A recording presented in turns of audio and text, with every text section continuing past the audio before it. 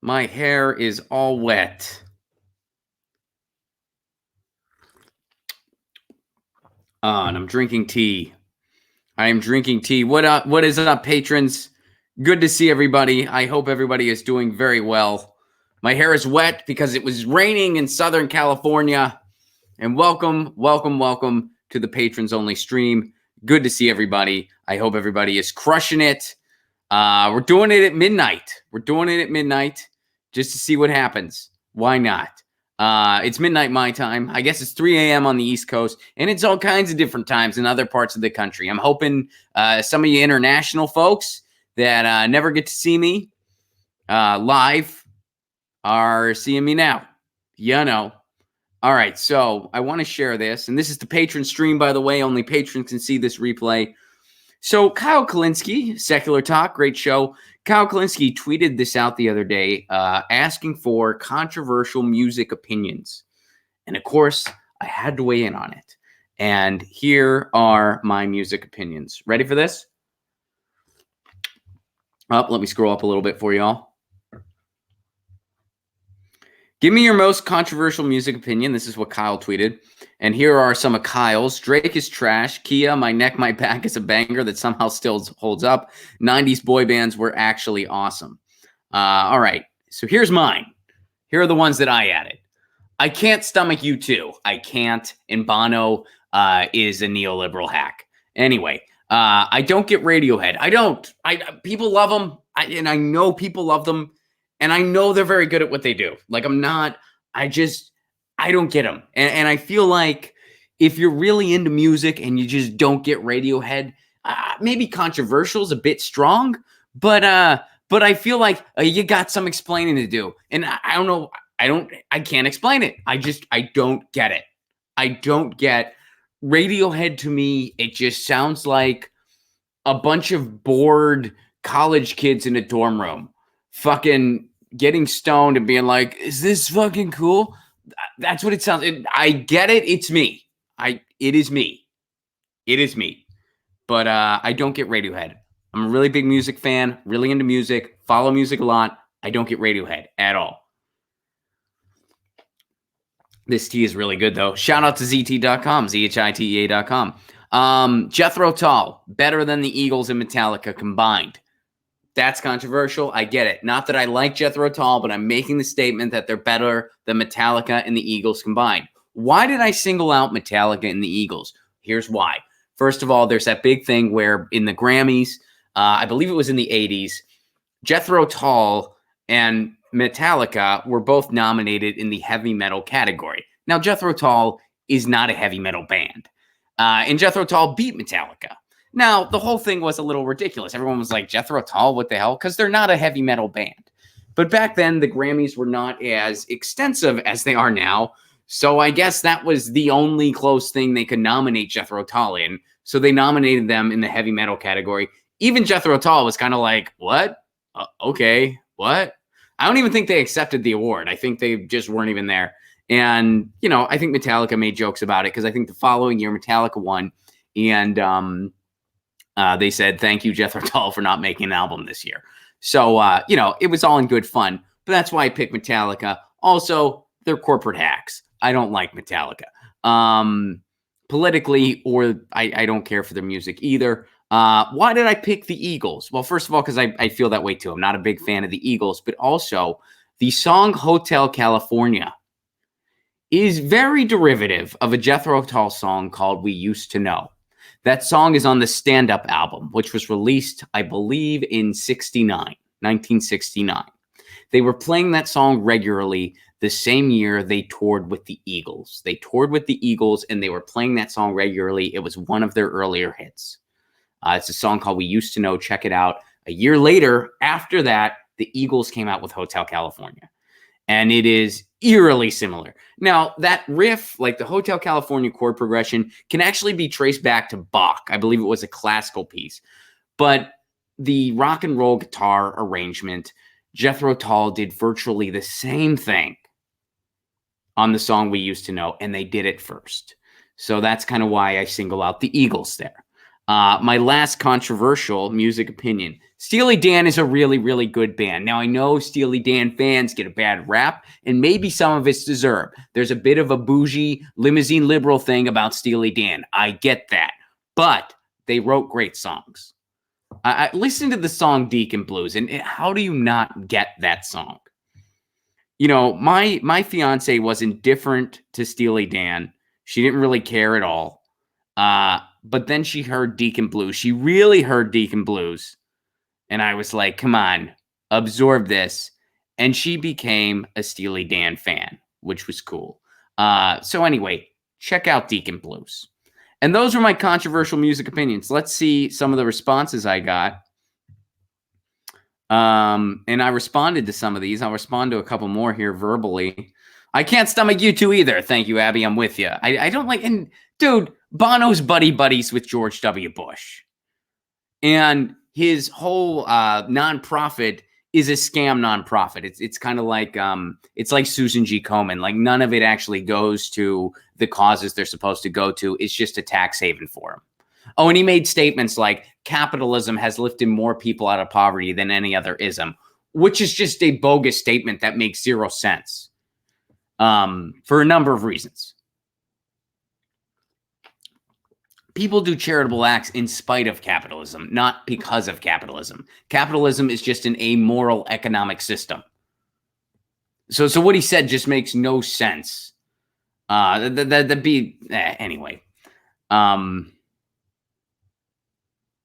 The Jethro Tull take gives me wood, and I said Songs from the Wood, which is a Jethro Tull song and album. What's your favorite Jethro Tull album, Ron? Mine are Songs from the Wood and Minstrel in the Gallery. I named Minstrel in the Gallery, Aqualung, Benefit, Thick as a Brick. Minstrel in the Gallery is their most underrated album, in my opinion. Jeff says, yay for progressive rock. I grew up on Tull. Yes, ELP, Steely Dan, Kansas, Queen, etc. Emerson, Lake, and Palmer. Funny story about Steely Dan. I heard from an acquaintance in college. He went to a club in Boston where he lived, and the host announced that the no-name band that was scheduled couldn't make it, so they hoped they didn't mind. They got a replacement band, Steely Dan. That's badass. And some other people sent me some Radiohead stuff where they're like, come on, Ron, give this a chance. And I will. I get it. Look, I understand that people love Radiohead. I understand that my hair looks weird right now because it's wet because I got caught in the rain. By the way, we just had a very fun live Jimmy Dore show. If anyone was there, good seeing you again. And it was a lot of fun tonight. But it's raining in Southern California, which doesn't happen often. And my hair got all wet, so I just kind of slicked it back. There's a cat in my lap. You can't really see her. She's blending in with the sweater. But Lucy, how you doing this evening? For those of you that have been tuning in to the regular Get Your News On with Ron streams, Lucy has been absent the past 2 days. Because it's cold, so she leaves the bedroom a little later. She kind of snuggles up in the blankets, and she's like, if you guys want to get off, that's fine, but I'm chilling. It's freaking cold. And Lucy, you used to live in places that had real winters, but I guess she's gotten soft. So anyway, I wanted to share that with you guys. Second thing I really wanted to share, and this just hit the news earlier today, but it was post Get Your News On with Ron. Check this out. A pro Cory Booker super PAC. Let me get it up for you guys. A pro Booker super PAC closes down.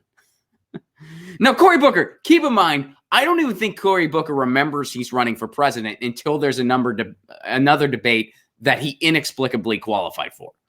He's not even showing up in the polls.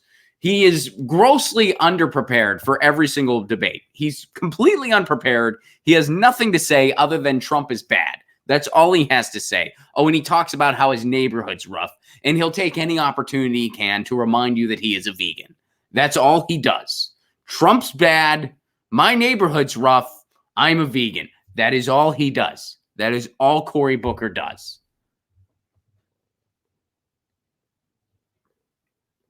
Dream United, the super political action committee formed by a former classmate of Cory Booker's, because those are the only people who knows he's running, his college buddies. They're the ones who remind him. They're like, hey, man, there's a debate coming up. Are you ready for it? Oh, am I still in this thing? Yeah, bro. For some reason, i.e. donor money, there's the some reason. You're still in this thing. Nobody knows why. It makes zero sense.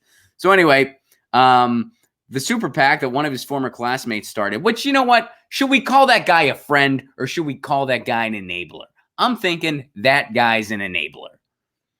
Cory Booker has no business running for president, and deep down, even Cory Booker realizes this. But his friend's like, I got you a super PAC, bro. Remember that day when we had our pledge in whatever fraternity we were in, and you had to put the quarter in your butt and then drop it in the cup and then drink it? Whoa, that was gross. You drank some of your own ass hair, bro. But hey, man, you're still running for president, and I got a super PAC now. Because his college friends are douchebags in my mind. I don't know why. I'm sure some of them are nice guys, but this guy's not this is an enabler. Whoever started this super PAC for him, enabler. All right. So anyway, this super PAC closed. It's ending its operations immediately. Booker had disavowed any support from super PACs, which can take in unlimited donations, but cannot coordinate activities with the candidate. Over the past 6 months, I have traveled across the country meeting with dozens of Cory Booker supporters, and it is clear to me that the donor community is strictly adhering to Senator Booker's publicly articulated wishes that he does not welcome independent support, a position he re-articulated just this month, said the PAC's founder, Steve Phillips. And Steve, on behalf of his friends' feelings, is coming up with a bullshit excuse. Because y'all know that from a guy like Cory Booker, the whole corporate money thing is just lip service that they're going to distance themselves from as soon as it's convenient. Just like Liz Warren said, oh, I'm going to do everything I can to beat Trump. When she was asked if she'd take corporate money in the general, she's like, I'll do whatever. It's all hands on deck. That means they're going to try to play the game a little bit in the primary so that they don't look bad in comparison to Bernie, and then they're going to take the money again. So the whole idea that the super PAC ended because Cory Booker's disavowing corporate money, if you believe that, go buy some coastal property in Missouri. And not Lake Coastal. Coastal. Because that's bullshit. Right, Lucy? Lucy agrees. She's on board. You know, that's how I feel anyway. Sam Dean, what's up, buddy? Good day, mate. Your show is way better than Graham's. Oh, Sam. Sam, I got to meet Sam in Australia. He's a funny dude, and he made fun of he poked fun at the way that I pack my t-shirt. So when I pack my merch bag, I have clothing compressors. You know what I mean? Those compressor things. And and someone's calling him out. They're like, Sam Dean said the same thing on Graham's thing, except the other way around. Of course, that's his thing. That's what he does. But I pack my clothing things in compressors, and I do it by size, which I actually think is very organized. Sam was not impressed. Sam was like, what the hell are you doing, Ron? And he actually said, he was just like, Ron, oh my God, Ron, can you not do anything right? And I'm like, I don't know. This is just how I do it, man. I have a little like thing, like one compressor has an M on it. The M is for medium. Another compressor has an L for large. Another compressor has, you get the idea. I think I'm maybe over explaining this, but then in the smalls, I kind of leave out in the open, and that's how I do it. Hey, Ron, do you hold Lucy on your lap for warmth? Not all the time, but sometimes. Right now, yeah, it's really freaking cold. And I feel bad complaining about this because, I live in Southern California, and I know it's a lot colder in other places. And I know that I'm going to somewhere colder. But you know what's crazy? So I'm going to Pittsburgh for the holiday. And mainly because we weren't going to go anywhere for the holidays, my fiance and I, but they wanted to have a wedding shower. My folks wanted to have a wedding shower for my fiance. So we're going to Pittsburgh and, mainly for the wedding shower. So we're doing that.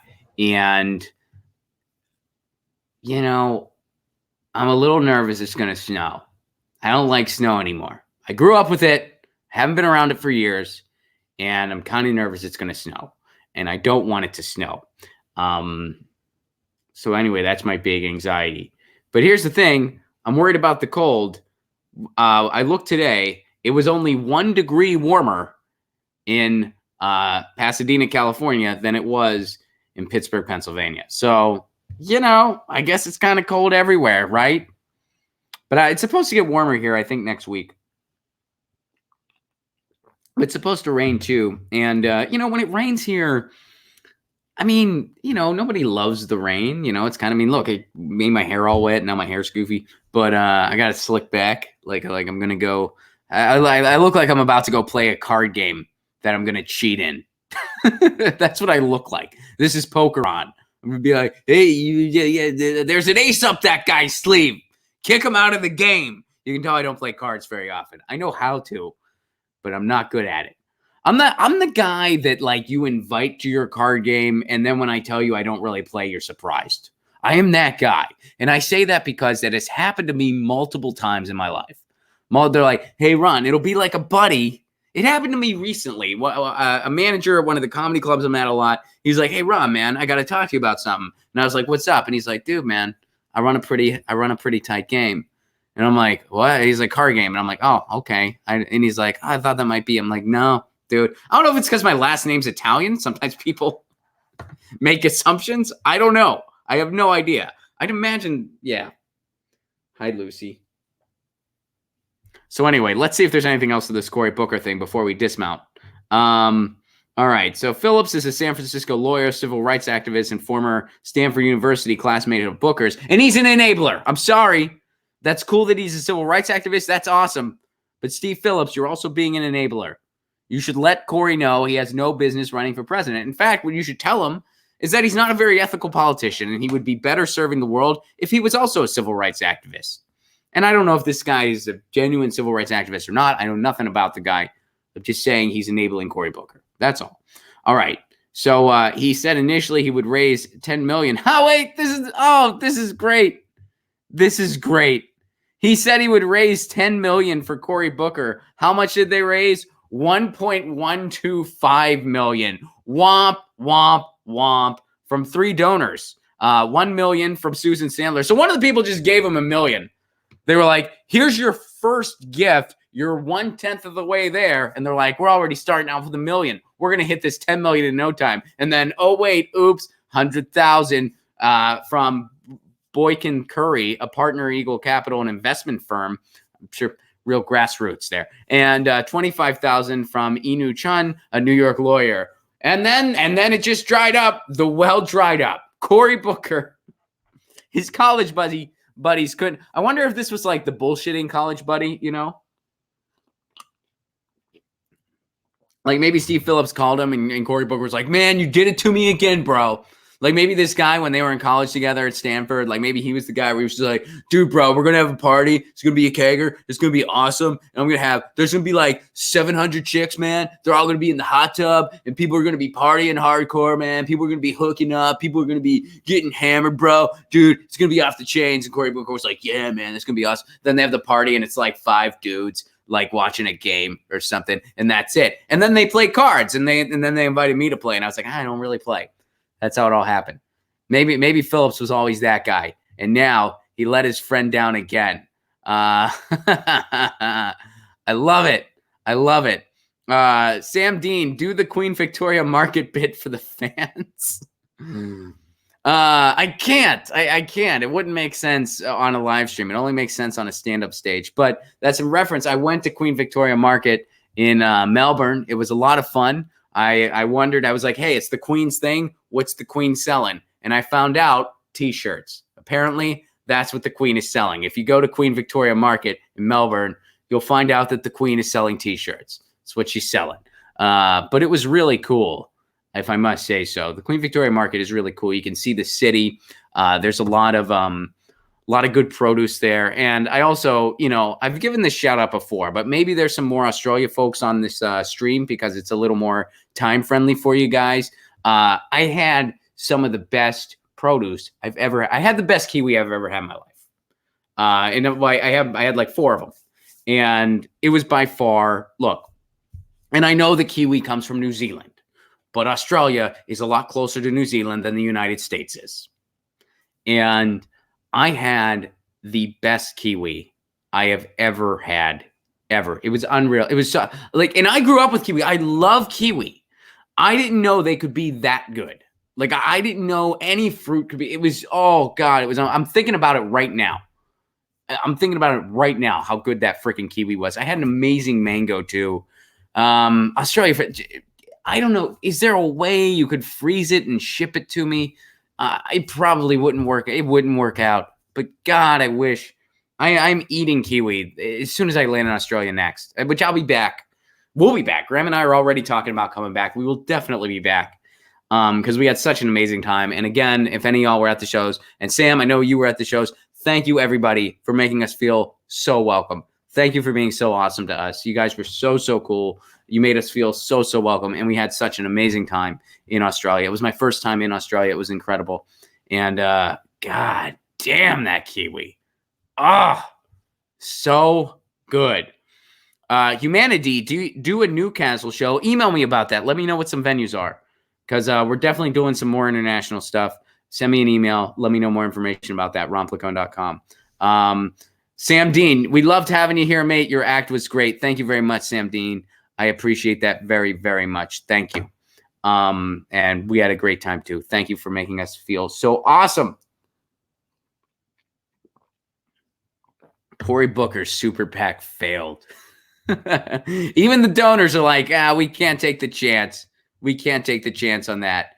Oh, man. Guys, thank you so much for tuning into this stream. I just wanted to talk about the Cory Booker thing, and I wanted to talk about the I wanted to talk about my music tweets. Guys, thank you so, so much. Patrons, without you, none of this would be possible. This would not be possible. So thank you so, so very much for making this show, for allowing the show to continue. I could not do this show without you. That is just the truth. I mean, I know people say that all the time, and it's kind of just one of those things. But I say it because it's true. It is the truth. I cannot do this without you. So thank you so much for being part of this. Thank you for your patronage. And have a happy holiday weekend, everybody in the States. Have a happy holiday weekend. Don't buy anything on Black Friday unless it's from a local business.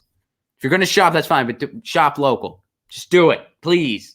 I get if there's a killer, I'm not going to judge. Do you? I'm not going to judge.